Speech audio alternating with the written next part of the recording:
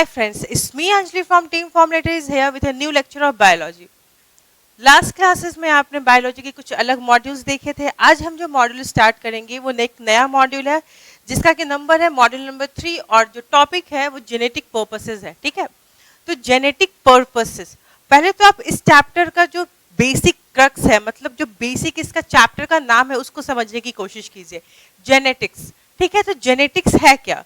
तो the study of genes is known as genetic. ठीक है, तो स्टडी ऑफ जीन को क्या कहते हैं हम लोग? जेनेटिक कहते हैं. ठीक है, तो यहां पे हम ये लिखेंगे तो जेनेटिक क्या हो गया? Study of genes and heredity. आप उसको हेरिडिटी भी कह सकते हो. ठीक है, हेरिडिटी इज कॉल्ड जेनेटिक्स. तो सबसे बेसिक चीज आप ये समझिए कि जेनेटिक्स क्या है. Genetics study of genes and heredity is known as genetics. अब इसमें कुछ टर्म्स आए, आपको हमने पहले भी बताया था. डीएनए के बारे में कुछ बातें कही गई हैं, आरएनए के बारे में बातें कही गई हैं. मैं फिर से एक रिकैप दे देती हूँ. डीएनए और आरएनए क्या होता है? They are the carrier. क्या होते हैं? दे आर द कैरियर कि कैसे इंफॉर्मेशन पास ऑन होती है एक जनरेशन से दूसरे जनरेशन. वो काम कौन करता है? डीएनए करता है. ठीक है, तो यहाँ पे अब हम बात कर रहे हैं जेनेटिक पर्पसेस की.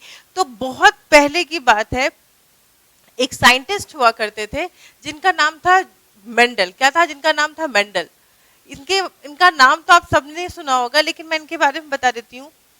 ये साइंटिस्ट जो थे इन्होंने सबसे पहले कोशिश की थी जेनेटिक्स और हेरिडिटी को पढ़ने की, कोशिश की थी उसे समझाने की. लेकिन इनका जो समझाने का तरीका था, जो मेंडल साहब का जो समझाने का तरीका था, ये बिल्कुल भी उस हिसाब से क्या था, आप अगर उस टाइम के हिसाब से देखो तो बिल्कुल भी सेम नहीं था. मतलब इन्होंने काफी एडवांस तरीका यूज किया था. जैसे फॉर एग्जांपल, अगर आज से 10 साल या 15 साल पहले अगर आप कोई बोलता है कि हाँ, अगर कुछ ऐसा ईयरफोन्स आएगा जिसमें कहीं कोई कनेक्शन नहीं होगा, कहीं कोई वायर्स नहीं होंगे, तो आपको लगता नहीं ऐसा हो सकता है. या फिर आज से 50 साल पहले किसी ने सोचा नहीं होगा कि हमारे पास मोबाइल्स होंगे, हमारे पास ऐसी घड़ियां होंगी जो मोबाइल को कंट्रोल कर रहा होगा. ठीक है, तो उस समय के हिसाब से जो मेंडल ने जो थ्योरी उस समय प्रपोज की थी, उस समय जो था उस हिसाब टाइम के हिसाब से काफी ज्यादा एडवांस थ्योरी उन्होंने दी थी.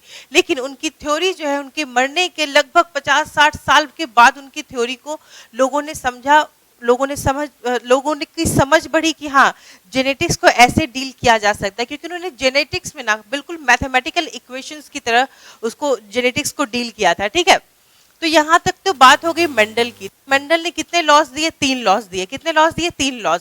मेंडल के 3 लॉज जो थे वो अलग अलग तरीके से जेनेटिक्स को समझाते थे हमें. जेनेटिक्स क्या है? जेनेटिक्स मैंने बताया कि जीन्स की स्टडी को, हेरिडिटी की स्टडी को क्या कहते हैं हम लोग? जेनेटिक्स कहते हैं. अब नेक्स्ट आइए कुछ टर्म्स, पहले जेनेटिक्स को पढ़ने से पहले कुछ टर्म्स समझने पड़ेंगे. ठीक है, तो सबसे पहले तो देखिए ये फिगर है, यहाँ पे एक डायग्राम आपको समझ में आ रहा होगा. ये डायग्राम है क्या?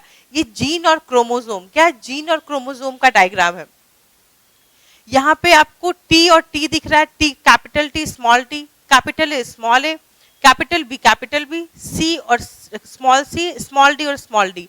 आप इसको मानिए कि ये अलग अलग, जैसे आप समझो कि एक अगर माता पिता है तो उनके 2 पुत्र या 2 पुत्रियां हो सकती हैं. ठीक है, दोनों है क्या? एक ही माँ बाप के बेटे हैं ना, लेकिन दोनों में डिफरेंस है. अब ऐसा समझो कि दोनों है तो एक ही चीज उनके लिए, अपने माँ बाप के लिए, लेकिन उनमें थोड़ा बहुत डिफरेंस है कि नहीं. तो वैसे ही जो जीन होता है ना बच्चों, जो जीन होता है जो कि हमारे कैरेक्टर्स को डिसाइड करता है. कोई भी कैरेक्टर हो, आप लंबे हो, आप छोटे हो, आप काले हो, आप गोरे हो, आपके चेहरे की बनावट, आपके नाक की बनावट, सब कुछ, सब क्या कंट्रोल करता है? हर चीज आपके बॉडी में जो भी फीचर्स हैं, आपके मेंटलिटी, आपका जो मेंटल स्टेटस है, आपकी जो आईक्यू है, सबको कोई ना कोई जीन कंट्रोल करता है. ठीक है, जब कोई जीन कंट्रोल करता है तो हर जीन का एक फंक्शन होता है. हर जीन कुछ ना कुछ फीचर्स को कंट्रोल कर रहा होता है. और हर जीन के क्या होते हैं? अलील्स होते हैं. अलील्स मतलब उसके 2 कंट्रास्ट फॉर्म. जैसे फॉर एग्जाम्पल समझिए, कोई एक ऐसी जीन होगी आपके बॉडी में, वो जीन क्या कर रही होगी? वो जीन आपकी हाइट को कंट्रोल कर रही होगी. ठीक है, अगर वो जीन आपकी हाइट को कंट्रोल कर रही है कहीं ना कहीं, तो आप समझ रहे हो ना कि कोई लंबा है, कोई छोटा है. ठीक है, कोई लंबा है, कोई छोटा है, कोई मीडियम हाइट का है. लेकिन है क्या? हाइट है, मतलब कैरेक्टर क्या है? एक हाइट है, लेकिन उसमें कितने फीचर्स आपको दिख रहे हैं? कोई लंबा है, कोई छोटा है, कोई मीडियम हाइट का है. तो आप समझ में आ रहा है आपको? तो वही चीज है, तो दो कैरेक्टर्स हर जीन में होते हैं, ठीक है, जो एक्सप्रेस हो सकते हैं। तो जो दो कैरेक्टर्स होते हैं, जो अलग अलग कैरेक्टर्स होते हैं, उसको क्या कहते हैं, अलील्स कहते हैं, ठीक है। तो जैसे मान लो ये टी और टी है, ये जो टी है ना वो टॉलनेस के लिए, मतलब वो हाइट के लिए, ठीक है। जो टी जीन है वो किसको कंट्रोल करता है, वो हाइट को कंट्रोल करता है। तो कैपिटल टी हम मानते हैं कि अगर कैपिटल टी होगा तो टॉल होगा, और स्मॉल टी होगा तो क्या होगा, हाइट छोटा होगा। तो एक जीन के कितने प्रकार हो सकते हैं, दो प्रकार हो सकते हैं, ठीक है। एक जीन के कितने प्रकार हो सकते हैं, दो प्रकार हो सकते हैं। तो अलील्स क्या हुए, अलील्स को हम डिफाइन कर सकते हैं the alternative form of gene. किसी भी जीन का जो अल्टरनेट फॉर्म होता है उसको हम क्या कहते हैं, उसको हम अलील्स कहते हैं। फिर से मैं एक बार समझा देती हूँ। जैसे स्किन का कलर देखिए, अब स्किन का कलर क्या हो सकता है, काला हो सकता है, गोरा हो सकता है, ठीक है।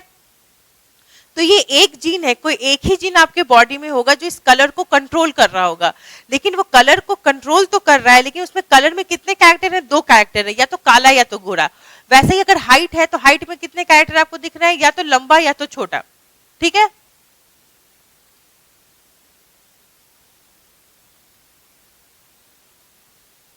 नेक्स्ट आइए वेरिएशन। वेरिएशन क्या है, जैसे मैं या आप, हम अपने माता पिता की तरह दिखते हैं, ठीक है।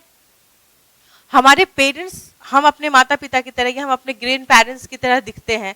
लेकिन क्या कोई इंसान ऐसा होता है कि बिल्कुल बिल्कुल लुक अलाइक होता है, ये सीरियल्स को छोड़ करके मैं बता रही हूँ, सीरियल्स को आप छोड़ दो, मतलब बालाजी टेलीफिल्म्स को छोड़ करके, एकता कपूर के सीरियल्स को छोड़ करके, जहाँ पे बाप बेटा बिल्कुल सेम होते हैं, नहीं ऐसा कहीं नहीं होता। कहीं ना कुछ डिफरेंस होगा, बिल्कुल ही होगा, वो डिफरेंस होगा, ठीक है ना। वही जो डिफरेंस होता है, जो पेरेंट्स और प्रोजेनी, प्रोजेनी मतलब बच्चे, ठीक है ना, जो पेरेंट्स और प्रोजेनी में जो डिफरेंस होता है उसको हम क्या कहेंगे, वेरिएशन कहेंगे। और ये वेरिएशन आते जाता थ्रू आउट द ईयर। जैसे आप देखो, आपके जो ग्रैंड पेरेंट्स हैं वो आपके पेरेंट्स जो उनसे थोड़े डिफरेंट होंगे, आप अपने पेरेंट्स से थोड़े डिफरेंट होंगे। तो धीरे धीरे क्या ये जो डिफरेंस है ना, वो धीरे धीरे क्या होता है, बढ़ता कहीं ना कहीं चला जाता है, ठीक है। तो आप एक बात समझो, वेरिएशन क्या हो गया कि पेरेंट्स और ऑफस्प्रिंग में जो डिफरेंस है, जो पेरेंट्स और ऑफस्प्रिंग में जो डिफरेंस आ रहा है कहीं ना कहीं, चाहे वो विजुअल डिफरेंस हो, मतलब जो हम देख रहे हैं, हाइट का डिफरेंस हो सकता है, कलर का डिफरेंस हो सकता है, नाक की आकृति का, आंखों की आकृति का, आंखों के कलर्स का, बाल का, कुछ भी डिफरेंस हो सकता है। जो वो पेरेंट्स से डिफरेंट कैरेक्टर है बच्चों का, उस वो जो डिफरेंस है वो क्या कहलाएगा, वो कहलाएगा वेरिएशन कहलाएगा। वो क्या कहलाएगा, वो वेरिएशन कहलाएगा। तो आपको मेरे ख्याल से समझ में आ गया कि एलील्स क्या है, वेरिएशंस क्या है। जेनेटिक्स समझ में आ गया क्या है, मेंडल समझ में आ गया कि Mendel was a very great scientist of his time, लेकिन उनको उस समय उतनी ज्यादा क्या बोलोगे, वो उतनी ज्यादा फेमस नहीं थे, उनको वो उतने प्रख्यात नहीं हो पाए। क्यों नहीं हो पाए, क्योंकि उनका जो समझाने का तरीका था बायोलॉजी को, बायोलॉजी में मैथ घुसाना, थोड़ा साइंटिफिक करना बायोलॉजी को, is very new to them. उस समय उनको लगा नहीं था कि हाँ बायोलॉजी, उस समय के साइंटिस्ट को, कि हाँ ऐसे भी डील किया जा सकता है।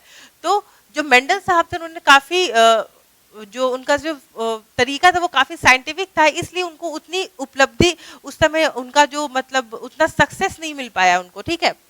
अब यहाँ पे देखिए क्रोमोसोम है, मैंने पहले बता दिया, ये एक ही जीन के दो character, capital T small T, capital small A capital A, B और बी। देखिए लेकिन यहाँ पे कुछ कुछ चीजें आपकी समझने वाली बात है, ठीक है। यहाँ पे मैंने क्या बोला कि एक जीन के दो अलग अलग कैरेक्टर्स हो सकते हैं, ठीक है, जिसको क्या कहेंगे, अलील्स कहेंगे। तो ये एक जीन है, इसके दो अलग अलग कैरेक्टर्स हैं, तो अलील हुए कैपिटल टी और स्मॉल टी, ठीक है। तो अलील्स हो गए, लेकिन जीन क्या है, सेम है, टी ही वाला जीन है ना आपका, तो उसमें कैपिटल है, स्मॉल है। डिफरेंट जीन कैसे होगा, ये टी है और ये ए है, तो डिफरेंट, दोनों अलग अलग जीन है, दोनों अलग अलग कोई काम कर रहा होगा। मान लो ये जो टी है वो अगर हाइट को कंट्रोल कर रहा होगा, तो ये ए क्या कर रहा होगा, कलर्स ऑफ आई को कंट्रोल कर रहा होगा। ये बी क्या है, बी आपके हेयर्स को कंट्रोल कर रहा होगा। कोई ना कोई कैरेक्टर हर जीन कंट्रोल करता है, ठीक है। तो देखिए यहाँ पे ये अलग अलग जीन्स है, एक जीन का भी अलग अलग अलील है। अब यहाँ पे देखिए, क्या ये एक ही जीन का सेम टाइप है, मतलब बी जो जीन है वो दोनों एक ही टाइप का है, बी कैपिटल बी है।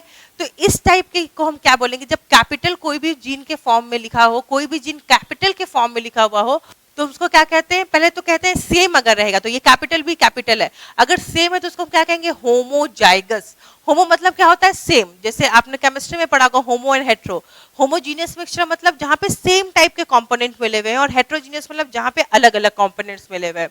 ठीक है। तो होमोजाइगस जो कैरेक्टर है आपका, जो होमोजाइगस स्ट्रक्चर है, उसको आप क्या बोलोगे? होमोजाइगस जो है मतलब वो सेम है। मतलब देखो यहाँ पे कैपिटल भी, अगर स्मॉल भी होता तो स्मॉल भी होता, तभी होमोजाइगस होता है। और हमें डोमिनेंट क्यों कहा? डोमिनेंट इसलिए कहा, मैं आपको आगे बढ़ाऊंगी डोमिनेंट और रिसेसिव का मतलब क्या होता है। अभी थोड़ा सा हल्का सा प्रीव्यू दे देती हूँ। डोमिनेंट जो होता है, जो कैरेक्टर शो हो रहा है, जैसे दो अगर भाई है, ठीक है, एक बहुत लंबा ऊंचा मजबूत सा और एक छोटा सा बेचारा बच्चा सा है, तो वो क्या करेगा? जो लंबा चौड़ा वाला रहेगा वो काम वही करना होगा, काम सब उस अपने हिसाब से करवाएगा, ठीक है ना, काम सब अपने हिसाब से करवाएगा।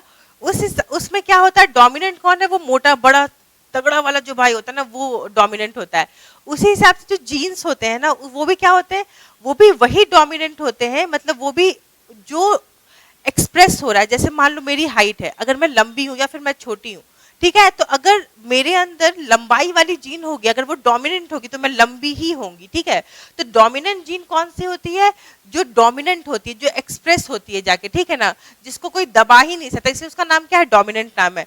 तो ये कौन सा जीन, ये कौन सा हो गया? अलील होमोजाइगस। होमोजाइगस क्यों? क्योंकि सेम टाइप का है। और डोमिनेंट क्यों? क्योंकि ये क्या है? डोमिनेंट है, ये दूसरे वर्ड डोमिनेंट है, और यही हमेशा एक्सप्रेस होगा। अगर दो जीन प्रेजेंट है अगर और उसमें डोमिनेंट जीन है, तो वो वही एक्सप्रेस होगा, मतलब डोमिनेंट अलील जो है वही एक्सप्रेस होगा। अब यहाँ पे देखिए, ये कैपिटल सी है, ये स्मॉल सी है, दोनों एक टाइप का ही, एक ही जीन का अलील है, मतलब एक ही जीन है, उसके दो अलग अलग फीचर प्रकार है। तो ये कैपिटल टी स्मॉल टी है दोनों अलील एक ही जीन का, लेकिन क्या दोनों सेम है? नहीं, एक कैपिटल है और एक स्मॉल है। तो कैपिटल और स्मॉल जो है, तो उस वो अलग अलग हो गया कि नहीं? तो उसको हम क्या कहेंगे? हेट्रोजाइगस कहेंगे। क्या कहेंगे? उसको हम हेट्रोजाइगस कहेंगे। क्यों? क्योंकि वो डिफरेंट है, अलग अलग है। और यहाँ पे देखो स्मॉल डी है, स्मॉल डी है, ये क्या दोनों सेम है? होमोजाइगस तो समझ में आ रहा है, क्यों? क्योंकि दोनों सेम है। तो ये होमोजाइगस तो है, लेकिन क्या ये डोमिनेंट है? मतलब क्या ये मजबूत है? आप सिंपल समझो, आप क्योंकि आप लोग मैथमेटिकल बैकग्राउंड के हो ना, तो समझने में थोड़ी दिक्कत होगी, लेकिन थोड़ी से आराम से समझोगे ना तो चीजें बहुत क्लियर हो जाएंगी। तो यहाँ पे आप देखो वो क्या हो जाएगा? ये डोमिनेंट नहीं होकर के वो क्या हो जाएगा? रिसेसिव हो जाएगा, ठीक है। ये क्या है? रिसेसिव है, क्योंकि ये स्मॉल में लिखा हुआ है, और ये एक्सप्रेस, अगर ये अकेला रहेगा तो ही एक्सप्रेस होगा, मतलब ये दोनों एक साथ रहेगा तब एक्सप्रेस होगा। आप इसको एग्जाम्पल बताती हूँ, चलो देखो।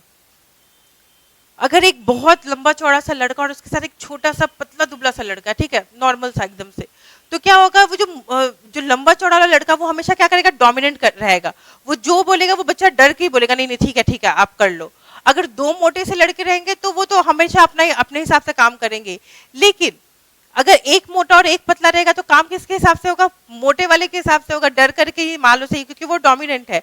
लेकिन अगर दो छोटे छोटे रहेंगे, मतलब दोनों रिसेसिव है, ठीक है, दोनों डोमिनेंट नहीं है, दोनों बहुत मजबूत नहीं है, तो काम क्या होगा? दोनों के हिसाब से होगा, दोनों अपना अपना काम करेंगे। तो रिसेसिव मतलब क्या होता है? कि जो कमजोर हो, मतलब जो अपने आप को एक्सप्रेस अकेला हो तो एक्सप्रेस नहीं कर पाएगा, ठीक है। अगर मैं कमजोर हूं, तो अगर मैं कमजोर हो रही हूँ तो मैं अकेली हूँ तो चुपचाप बैठी रहूंगी। अगर मेरे जैसा एक और कमजोर रहेगा तो हम लोग कुछ बोल सकते हैं, क्योंकि कमजोर कमजोर मिलकर थोड़े से तो मजबूत बनेंगे ना।